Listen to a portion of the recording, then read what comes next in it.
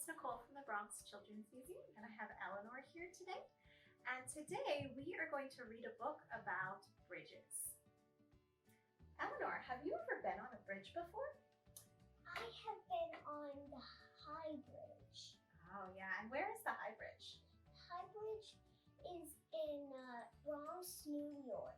Yeah, so the High Bridge is New York City's oldest standing bridge, and it connects the Bronx and Manhattan to each other, and it crosses the Harlem River.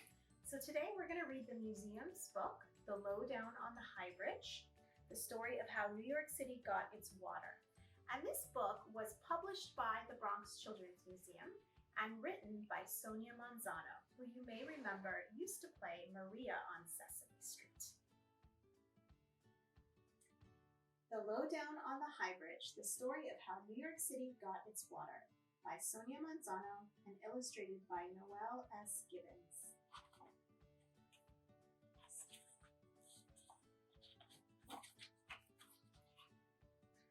Everything and everybody has a story, with some happy parts and some sad parts. This is my story. I am the High Bridge, and my story begins with water. There was plenty of it. You don't believe me? Look at the map. This is what it looked like around here in the High Bridge neighborhood of the Bronx 200 years ago. That was before you were born, before your parents were born, even before your parents' parents were born. Way back then, there were only farms, a few homes, pastures, the Hudson River and the Harlem River right smack dab between the Bronx and Manhattan.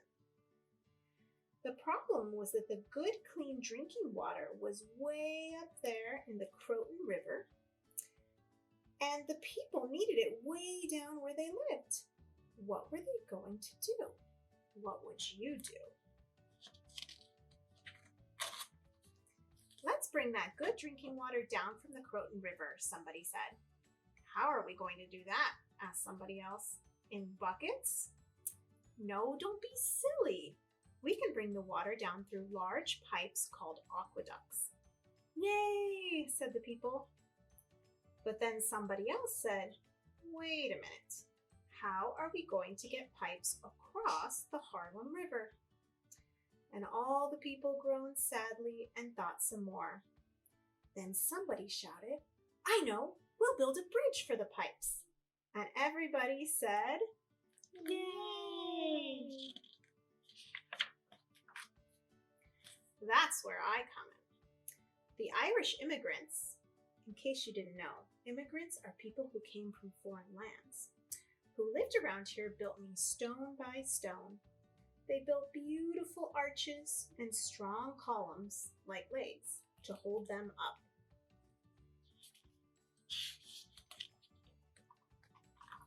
And they hooked up the pipes so water could flow down from the Croton River, through me, across the Harlem River, and down to Manhattan, where there were a lot of people who needed water.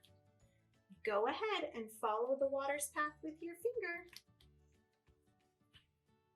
You won't get wet. This is a book.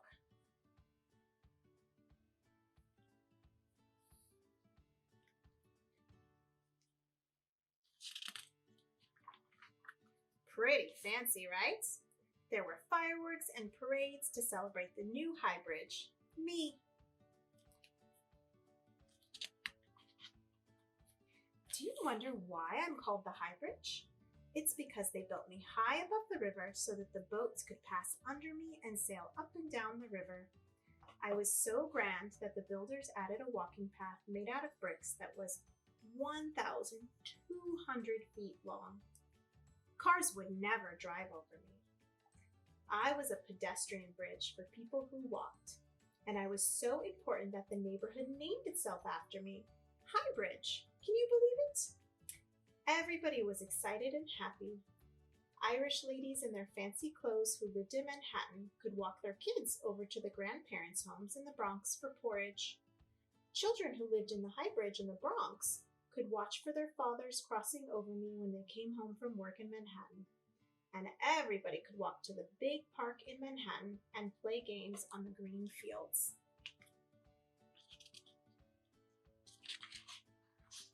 Then I saw that more and more people were coming to live in Manhattan and the Bronx, and they all needed water. So the workers made the aqueducts bigger and built a tower to control the flow of water. But it still wasn't enough water for all the people.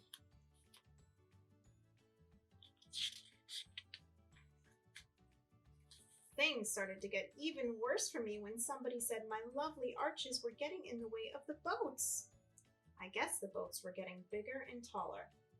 Let's tear the whole bridge down so the boats can get through. But thank goodness somebody else yelled, "What? Are you nuts? You can't tear it down. People need to walk on it."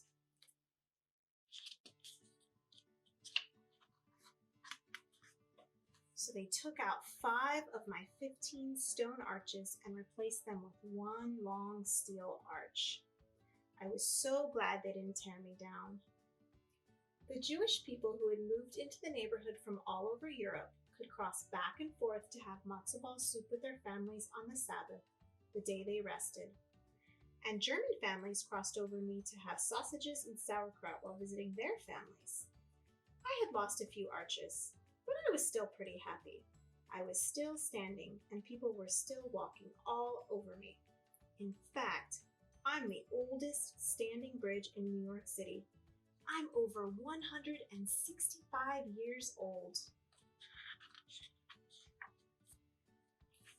Then some African American and Puerto Rican people moved into the neighborhood. They loved to cross over me to go to the park, to have picnics, and to play their trumpets, congas, maracas, and djembes.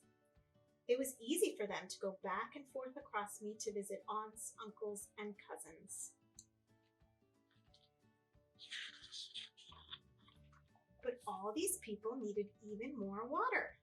So they built lakes called reservoirs to get all the water they wanted. With this new water supply system, they didn't need me as much anymore. So they shut down my pipes. I felt a little hollow inside, but people still needed me to walk from the Bronx to Manhattan and from Manhattan to the Bronx.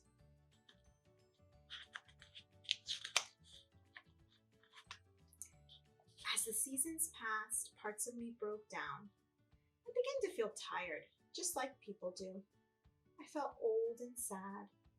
Somebody said, "Let's give this bridge a break and just close her down completely." Nobody could walk back and forth to go to the park or visit friends and family anymore. Nobody could stand on the bridge and watch the boats sailing below. So I just stood there, lonely, falling apart, with scraggly plants growing out of my top through missing stones. I was a mess. Just me, looking at the sunset by myself. I wondered what happened to the people who had used me so much. How did they get where they wanted to go if they could not walk on me anymore? Do you know? Just when I thought I couldn't feel any lonelier, somebody said, "Let's fix up this bridge so people from the Bronx can get to Manhattan, and people from Manhattan can get to the Bronx easily to visit each other like in the old days." Can you believe it? So now I'm coming back. Yay! I'll be strong and beautiful again. You will be able to come and see my beautiful new paint job when they open me again. My stones will be sparkling clean and my brick walkway all fixed up. You'll be able to climb up the new steps and push your baby sisters or brothers in their strollers up my new ramps. Ride your bikes across me. Bring your cell phones and take pictures and send them to your aunts in Nigeria and Ecuador, your uncles in Mexico and South Korea, your cousins in Jamaica and the Philippines, and your grandparents in the Dominican Republic and China. Text them about how easy it is to get to the water's edge and how nice it is to meet friends and play in the parks and have picnics all around me. And be sure to tell them my name, the High Bridge. So the High Bridge opened just a few years ago, and now you can actually go and walk across it all the way into Manhattan. Now, if you're at home, we would like you to try building your own bridge. Eleanor, do you want to talk about the bridge that we built today? Yes. We built it kind of like the High Bridge, except its arches are on top, not on the bottom. We used magnet tiles and cups and pipe cleaners, and we decorated with some little unicorn crayons, a little baby ornament, a hatchimal, a Christmas tree, a well, and for the base to make sure it stood up, we used big magnet tiles. Yeah. And on top of the cups, we did these magnet tiles. Yeah, I like how these magnet tiles offer a really flat platform, okay, for people to walk across, right? Now, if you're building your own bridge at home, see if you can find something to make this arch shape, okay, which is a really strong shape, and it's what makes up our High Bridge. So see if you can add some arches to your bridges, and see if you can find a strong base or a column to help support those arches.